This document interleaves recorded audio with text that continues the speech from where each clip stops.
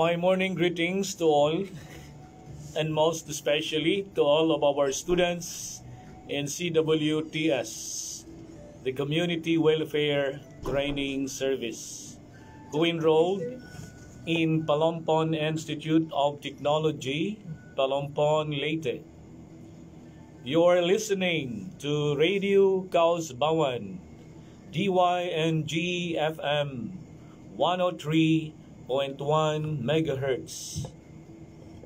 Welcome to our class of NSTP, the Civic Welfare Training Service. I am Sir Geronimo Sevilla, your NSTP coordinator.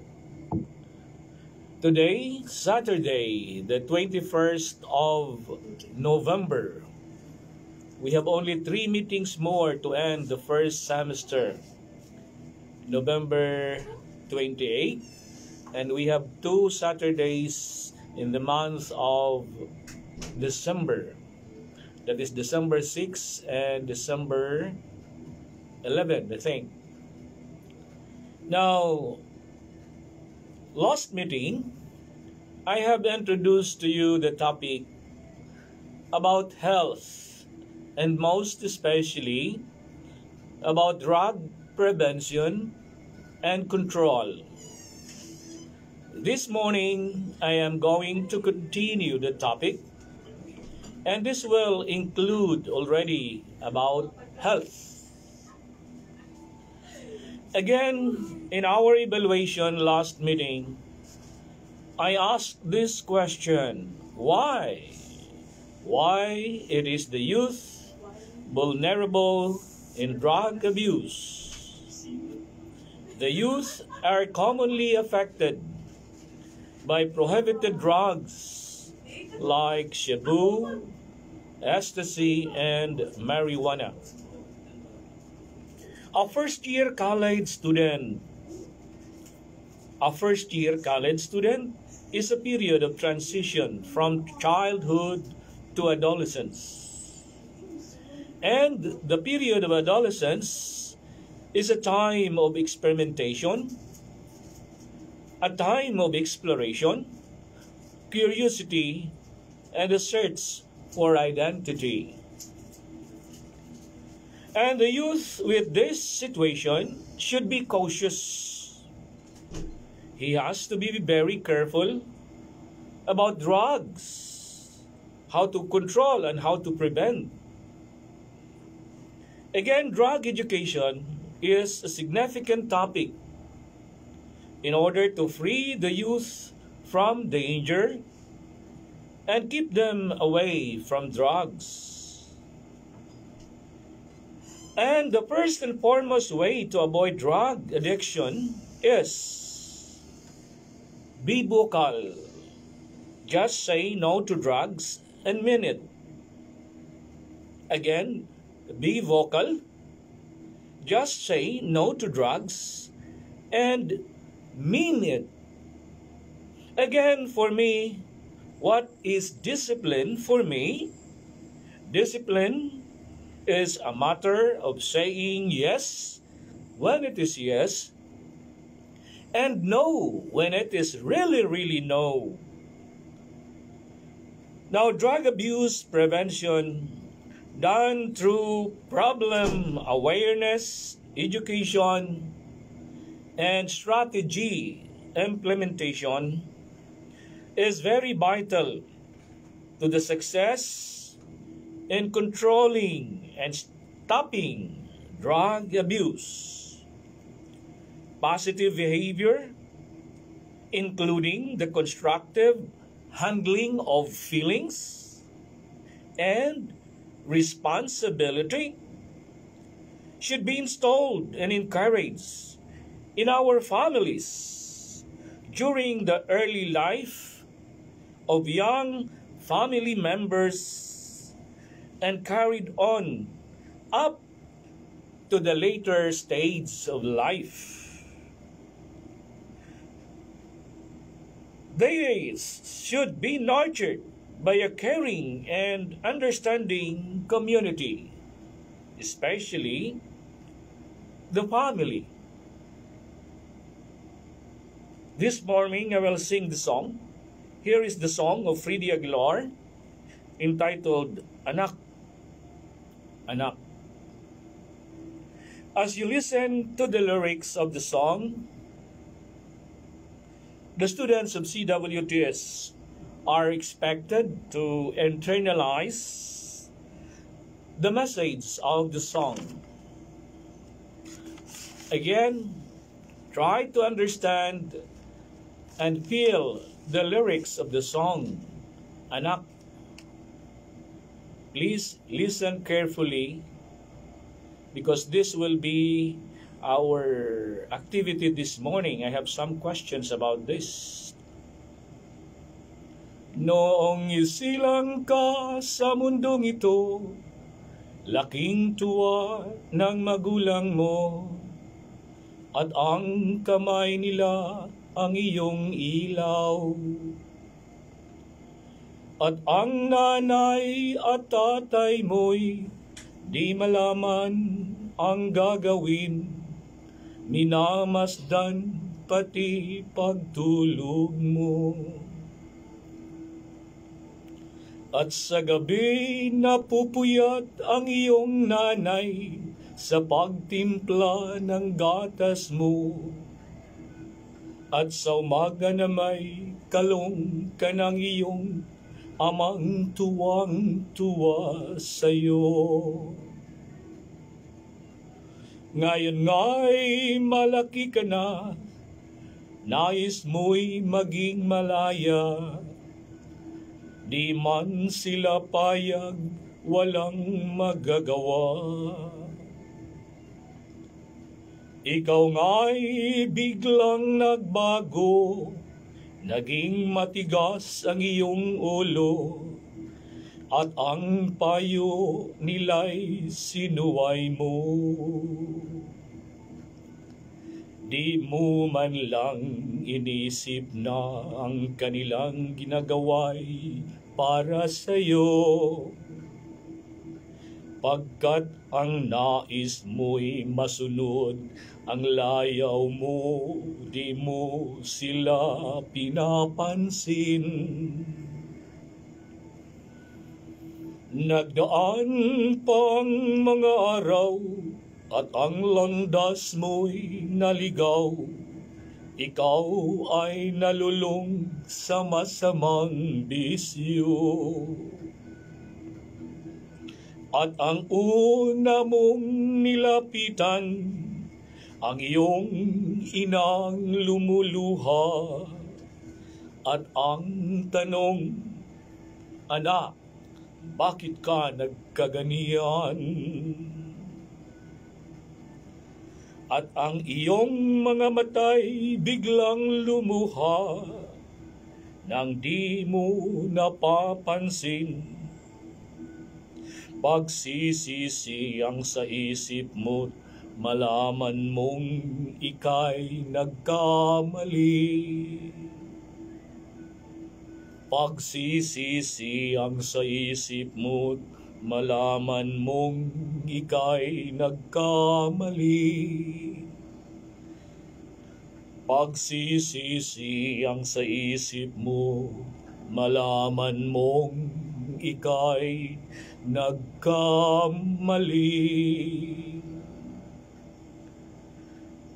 Now, understanding the lyrics of the song, if you are listening carefully, understanding the lyrics of the song, what did you feel? Or how did you feel? Are you happy or sad?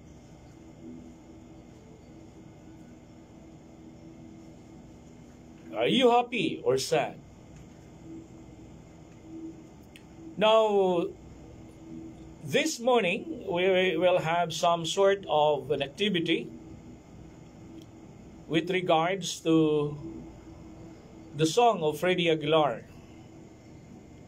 Now, based on the song Anak, write at least 5 positive and 5 negative traits as observed in the lyrics that relate to the young generation of today.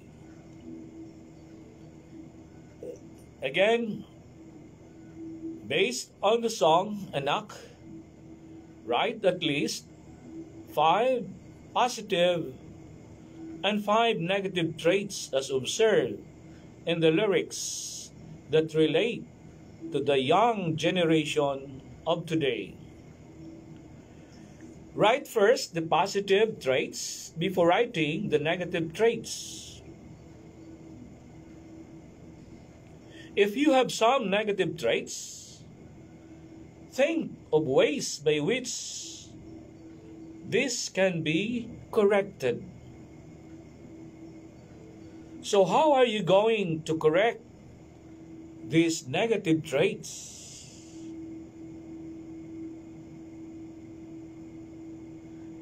So, instructors of CWTS, after I have finished in this topic, you can continue the discussion about the topic through your group chat.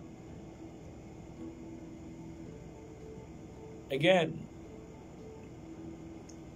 based on the song Anak, write at least 5 positive and 5 negative traits as observed in the lyrics that relate to the young generation of today.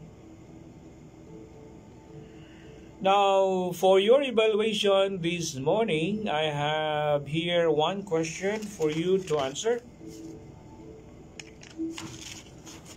I have here one question.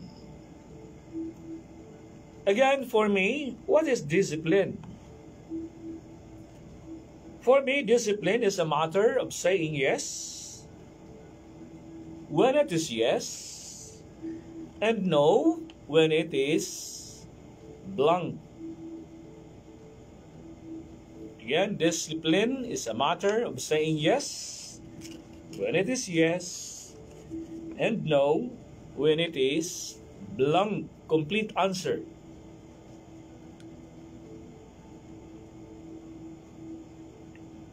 Now again, the topic about drug addiction, drug education is a part of the topic health. Now, health is wealth. Do you agree? This will be a topic again that you have to discuss with your instructors. Health is wealth. Explain why.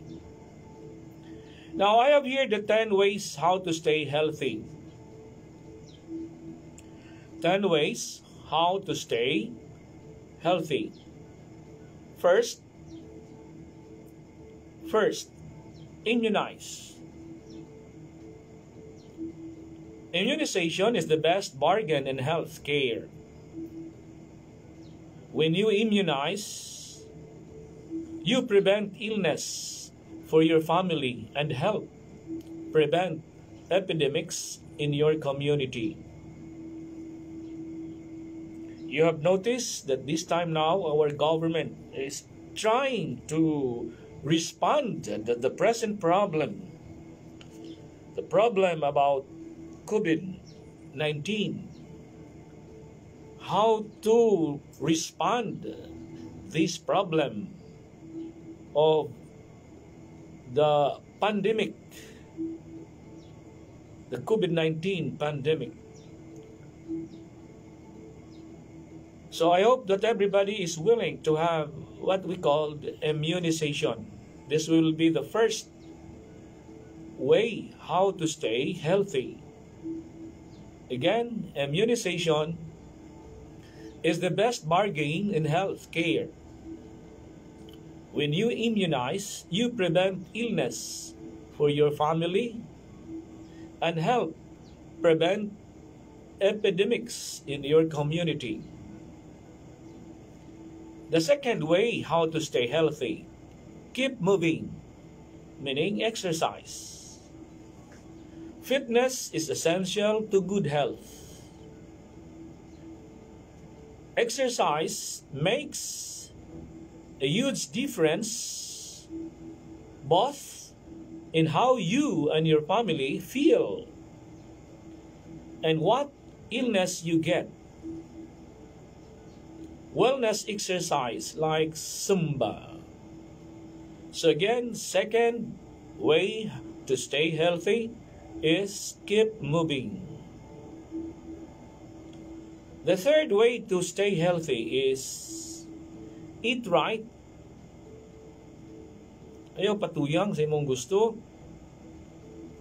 That means eating well. Balance. Low-fat diet, wholesome food will keep your family energetic and free of many illnesses. May mga pagkaing bawal like chicheria, soft drinks, but I don't know, the youth of today is aware about this. Another way to stay healthy, the fourth way, is control stress. Control stress. Even with a hectic and hurried lifestyle, your family can prevent stress from undermining their health. I think for me, one way how to control stress is learn how to smile. Dili magsigig mugot, nakasimangot, kay maghatag na og stress. Learn to smile to get out of your stress. The fifth way how to stay healthy is be smoke-free. Again, be smoke-free. Smokers who quit gain tremendous health benefits. So do people who avoid second-hand smoke. Sa maning second-hand smoke, kining aso nga gibugwak sa mga manigarilyo. Sensitive ra ba noon kaayo ang mga dili manigarilyo na binagnaay na mga sakit. So again, be smoke-free. Smokers who quit gain tremendous health benefits. So do people who avoid second-hand smoke. The sixth way how to stay healthy: avoid drugs and excessive alcohol. Again, avoid drugs and excessive alcohol. When you say no to drugs and limit what you drink, you prevent accident and illness. And you will avoid a lot of problems for yourself and your family. Again, avoid drugs and excessive alcohol. The seventh way how to stay healthy: put safety first. Again, put safety first. Safety at home, safety at work, safety at play,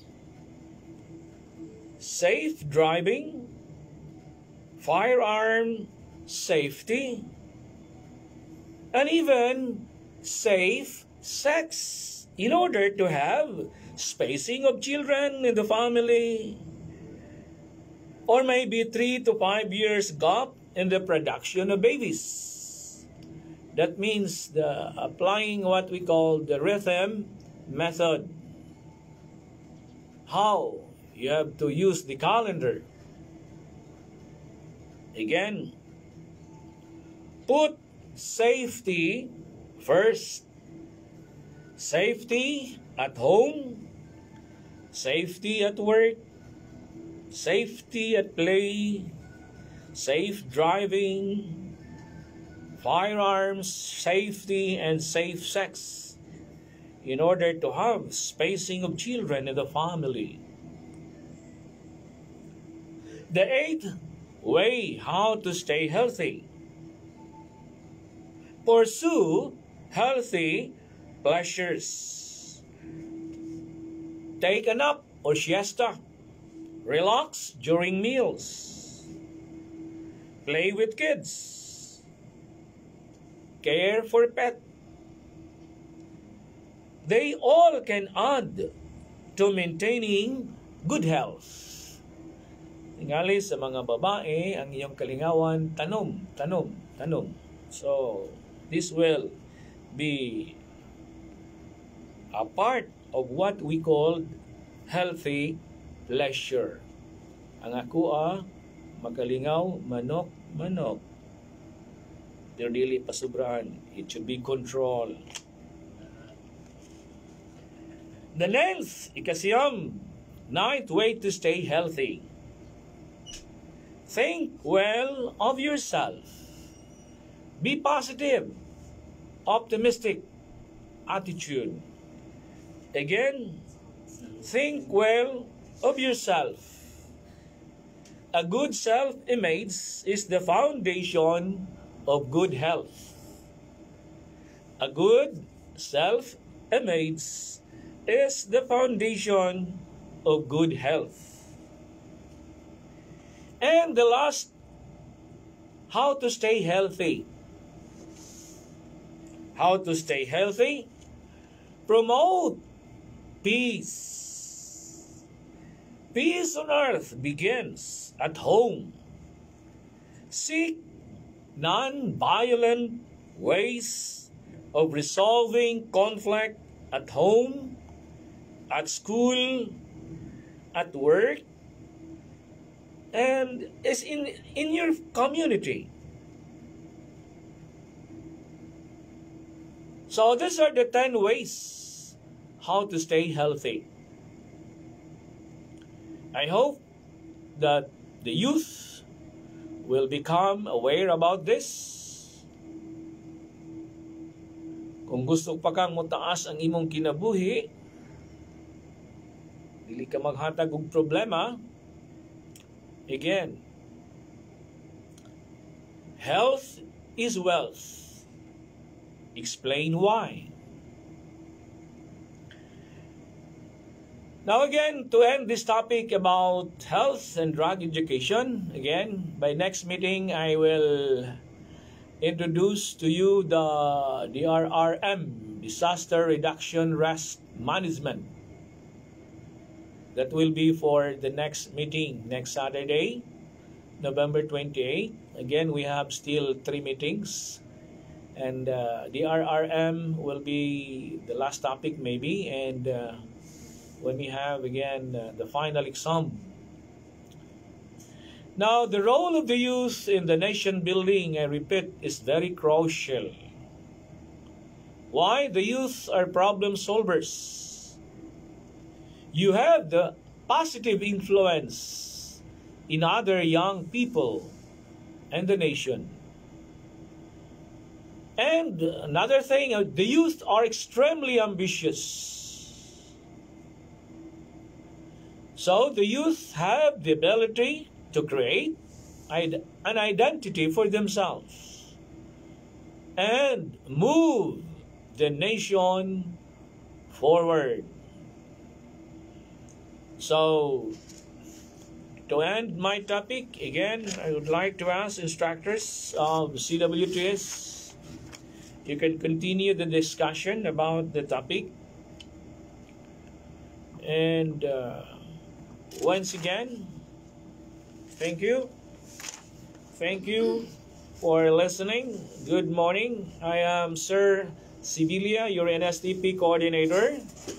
I'll be coming back on air through Radio Kausbawan at 9:30 this morning.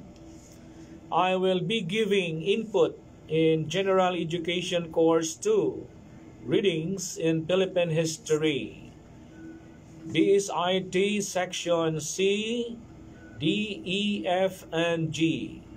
Thank you for listening. Okay.